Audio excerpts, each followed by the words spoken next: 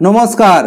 बर्तमान समये इंग्रेजी भाषा ना जाना कोनो अपराधेर थेके कम नय। विशेष करे एई इंटरनेट और ग्लोबालाइजेशनेर जुगे इंग्रेजी भाषा छाड़ा चला प्राय असम्भव। बर्तमाने आमरा सकल क्षेत्रे इंग्रेजी भाषाके अनेक बेशी प्राधान्य दिए थाकी। आमरा एटा मने करी जे इंग्रेजीते कथा बोलते पारे से अनेक किछु जाने बा तार नलेज अनेक बेशी, ताई तार संगे कथा बोलते आमरा भय पाई। आमादेर शिक्षा, चाकरी, सामाजिक चलाफेरा, उन्नयन सकल क्षेत्रे इंग्रेजी भाषार व्यवहार अनेक बेशी बृद्धि पाচ্ছে। बर्तमाने पृथिवीते प्राय ৯,০০০-এর বেশি भाषा प्रचलित आछे। इंग्रेजी भाषार मातृभाषी माने जादेर मातृभाषा इंग्रेजी एई रकम मानुषेर संख्या प्राय ৩৪ कोटी। मातृभाषीर संख्या अनुयायी इंग्लिशेर स्थान मांडारिन, हिंदी और स्पेनीय भाषार परेई। ता सत्त्वेও इंग्लिश प्राय 52टी देशेर जातीय बा सरकारी भाषा। विश्वेर इंटरनेट व्यवहारकारी जनसंख्यार प्राय 35% इंग्रेजी भाषी। किभाबे इंग्लिश इंटरन्याशनल लैंग्वेज बा ग्लोबाल लैंग्वेजे परिणत हलो, इंग्रेजी भाषार जन्म, उत्थान एवं किभाबे एकटी सुपार पावर लैंग्वेजे परिणत हलो, এই সব কিছু জানবো আজকের এই এপিসোডে একেবারে সহজ সরল ভাষায়। I learned my English by myself. You're different if you identify. A few statements We should know. চ্যানেলে নতুন হলে অবশ্যই চ্যানেলটি সাবস্ক্রাইব করবেন এই রকম ইনফরমেটিভ ভিডিও একেবারে সহজ সরল ভাষায় পাওয়ার জন্য।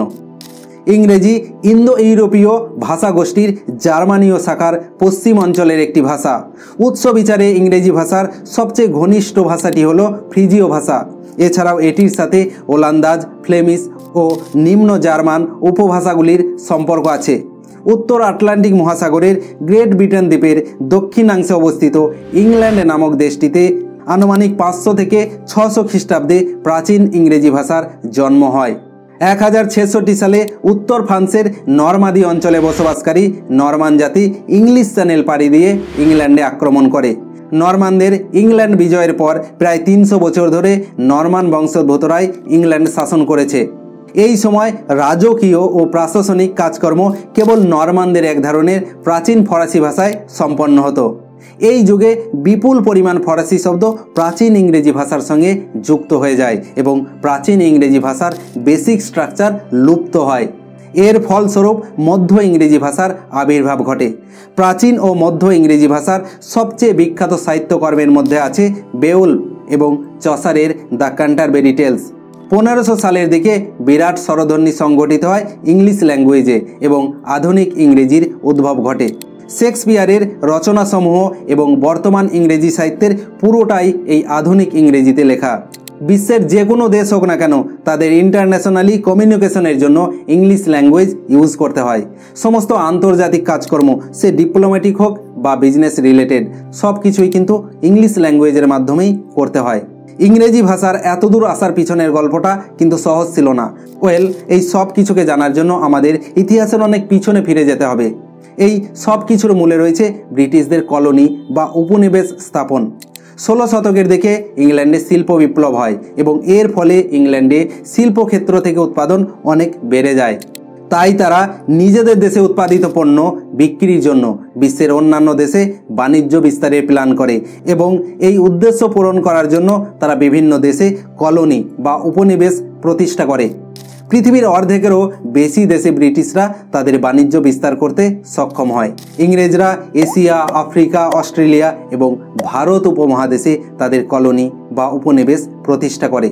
প্রথম দিকে ব্রিটিশরা বাণিজ্যিক উদ্দেশ্যে উপনিবেশ প্রতিষ্ঠা করলেও পরবর্তীকালে উপনিবেশগুলোর শাসন ক্ষমতা নিজেদের হাতে তুলে নেয়।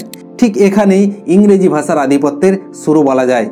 শাসন ক্ষমতা হ্যান্ডওভারের পর থেকে লোকাল ল্যাঙ্গুয়েজ ধীরে ধীরে প্রাসঙ্গিকতা হারাতে শুরু করে। সমস্ত অফিসিয়াল কাজকর্ম ইংরেজদের দ্বারা ইংরেজিতে পরিচালিত হতে শুরু করলো। এর ফলে ব্রিটিশরা যত দেশে কলোনি বা উপনিবেশ গড়ে তুলেছিল সেই সমস্ত দেশের সকল বাসিন্দাদের ইংরেজি শেখা বাধ্যতামূলক হয়ে দাঁড়ায়। এভাবেই বিশ্বের বেশিরভাগ দেশে ইংরেজদের ইংরেজি ভাষা ছড়িয়ে পড়ে।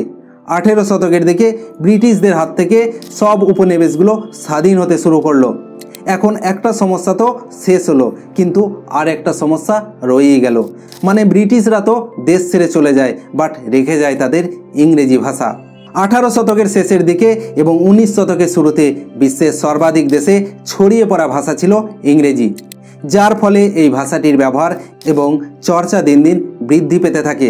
অন্যদিকে 19 শতকের শুরুতে বিশ্বের অন্যতম সুপার পাওয়ার আমেরিকা যুক্তরাষ্ট্রের উত্থান শুরু হয়। প্রথম বিশ্বযুদ্ধের পর থেকে ইউএসএ বিশ্বকে নেতৃত্ব দিতে শুরু করে। নতুন নতুন সব টেকনোলজির উত্থান ঘটে আমেরিকায়। দ্বিতীয় বিশ্বযুদ্ধের পর ইন্টারনেটের ব্যবহার ধীরে ধীরে বৃদ্ধি পেতে থাকে। টেকনোলজি আমাদের জীবনকে আষ্টে পিষ্টে আঁকড়ে ধরে। টেকনোলজির অধিকাংশ আবিষ্কার ইন্টারনেট সহ কম্পিউটার ও মোবাইল প্রযুক্তির 80% ছিল আমেরিকার পকেটে। ইউএসএ বা ইউনাইটেড স্টেটস অফ আমেরিকা তাদের সুবিধার জন্য টেকনোলজির সর্বক্ষেত্রে ইংরেজি ভাষা ব্যবহার করেছে। আর আমাদের জীবনের প্রতিটি মুহূর্তে এই সব টেকনোলজির ইউজ অনেক বেশি, তাই অনেকটা বাধ্য হয়েই আমাদের ইংরেজি শিখতে হচ্ছে। অন্যদিকে ইউরোপ আমেরিকার দেশগুলো সব উন্নত দেশ, তাই আমাদের মতো উন্নয়নশীল দেশগুলোকে তাদের পিছনে ছুটতে হয়, যার জন্য তাদের পিছনে ছুটতে গেলে তাদের ভাষা শেখা ছাড়া উপায় নেই। ঠিক এই কারণেই ইংরেজি ভাষার ব্যবহার দিন দিন বৃদ্ধি পাচ্ছে।